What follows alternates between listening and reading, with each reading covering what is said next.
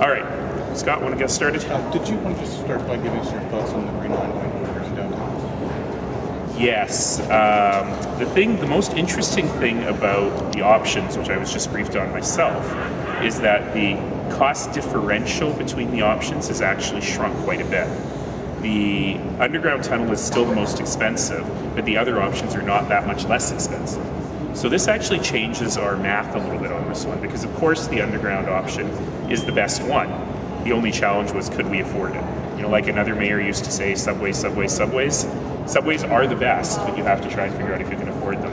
We're now at the point where the cost differential, if I'm not mistaken, is in the $300 million range. So that's a discussion that council really has to have, which is it worth the $300 million to make the trip much better. Sorry, can you clarify that? I mean, we've been told the cost. I don't have it in well, front we've of been me. told the cost differential is anywhere from now $300 million to $700 million. So we're going to have to wait till those numbers come out, because I might have just misspoken. But certainly the numbers are smaller than they were before. How do you, could you discuss your thoughts on tax, the whole tax stuff that was discussed today in the report that came out? Sure, I'm happy to do that. So it's no surprise to anybody that, of course, the economy is much on people's minds. However, the issue here is that people, as everyone, citizens of Calgary, as everyone else, are split on what can government do in times of economic slowdown. Most economists agree that government cutting services and cutting spending in times of slowdown actually leads to the ball rolling further down the hill and makes matters worse. So we have a federal government and a provincial government and a city government that have agreed that we should be doing stimulus in the time of slowdown. So that's one. Number two, are there ways in which we can continue to save money on the operating budget? And I'll remind people that when you look at tax increases for the city of Calgary, they start from zero every year. So unlike the provincial and federal governments, where if salaries go up, their tax rate goes up, we start from zero. So the increases we see year on year are actually much less in most years than the increases that the federal and provincial governments see in their tax revenue. Should we stick to inflation plus population growth? Of course, and that's always been our goal, and we continue to do that. Is there an appetite to go lower? There's always an appetite to go lower. The thing that I thought was the most interesting about this survey is that the number of people who say lower taxes actually hasn't changed much. It's always the same. What has changed is all the things around it. And it always remains about the same. There's always a percentage of people who, of course, would always prefer to pay less. And I think most people would find themselves in that category, but also making trade-offs. So what do we do? Every time we cut the tax rate, because it resets to zero every year, it means we put ourselves behind the eight ball if in fact we are below the rate of inflation. And so that's the decision we have to make. Do we have enough money to give a rebate this year, recognizing poor economic times? Yeah, for sure we do. But I think most members of council find that's a bit dishonest to give people a one-time rebate and then get it back double the next year. So what we need to do is really find ongoing things that we can count on every single year that'll lead to a reduction in the tax rate. I think there is some room to move there. Some council members are suggesting freezing taxes for 2 or 3 years. You know, it's a great suggestion, but we then have to find the money, because then in the fourth year, people will get a giant tax increase. And so we got to be realistic about this. We got lots of time to sort it out, and we will end up making a decision on the tax rate in a few months' time. But if you were talking about the 2017 tax, this is what this mid-cycle review is for, right? That's for right. 2017, 2018. 17-18, that's right. So what would you like to see in 2017 provisionally? Oh, I think it's clear that 4.7, which is or 4.5 or 4.7, which is what's in there now, is just too high. I think that's pretty clear. The question is, where do you take it? I think going to a multi-year freeze is probably much too optimistic. There's probably an answer somewhere in between. That would be my guess. But again, I'm just one of 15. So council will have to make a decision. And just in 2016, it's still going to be 3.5, you think? I have not.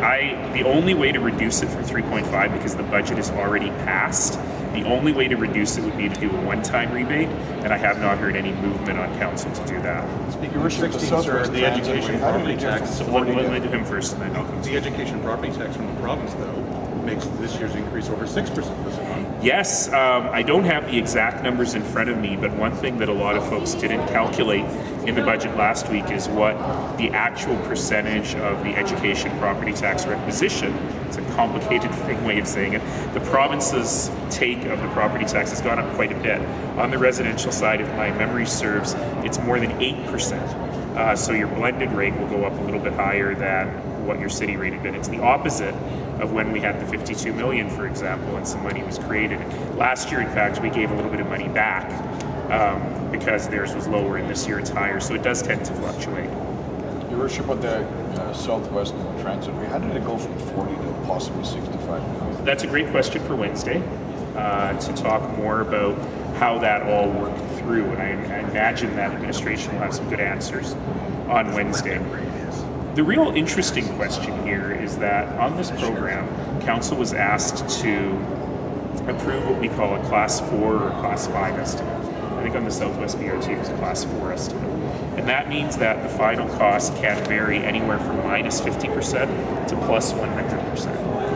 And within the whole project, they found lots of savings. I know there's very healthy contingencies, so the project is fine and can certainly operate within the existing budget. But I think that citizens, can ask, well, how come it's changing so much? And one of the interesting questions is, as we recast all of our capital spending, can we come to a point where council gives its approvals when there is a little bit more certainty? I think that's a fair question to ask. Now, that said, this is not unusual. That's the funny part of all of this, is that when we approve a Class 4 estimate, we always revise them later. And sometimes they go down and sometimes they go up. And I know there's some citizen groups that have been screaming for more budgets, and the answer has always been, well, we're working on it. That's how this works. As we go out to the community, figure out what they want, figure out what additions and deletions are possible, and do you want more of a pedestrian bridge? Do you want better stations? We add those in, or do you think this particular part of the project can be removed? We take that out. This is how the process works. And this is precisely the conversation that will be going on in committee on Wednesday. And I'm sorry I won't be there. And would this be an opportunity to re-engage some of those citizens groups that you had an issue with in the past? Well, once again, it really is about people recognizing that the system wasn't working, that the engagement wasn't working. It wasn't just the abuse and the death threat and the anger. The fact is, you couldn't actually hear from citizens because they were being shouted out or shouted over.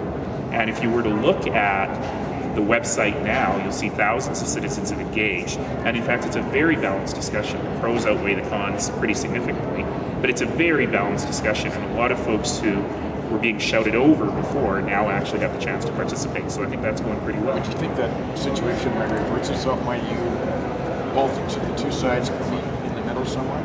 If people are acknowledging that they will be civil, I've always said we can start face-to-face conversations again.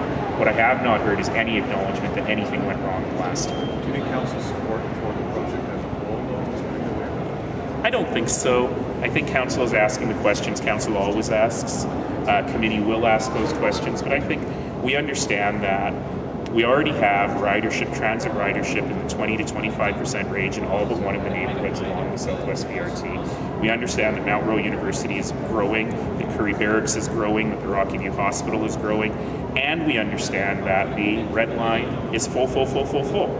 So it's interesting that many people say we spend enough on transit down there. Transit is good enough down there. But the people who say that actually don't take transit. So you actually have to ask the people who do take it. What could make it better? And again, we're not taking anything away from cars. They have the exact same number of lanes. In fact, it'll flow a bit better because the buses won't be in the car lanes. And we're massively decreasing the travel time for people who do take transit, meaning more people will take transit. So if you remove a few more cars off of 14th Street, you'll have an even better experience for drivers.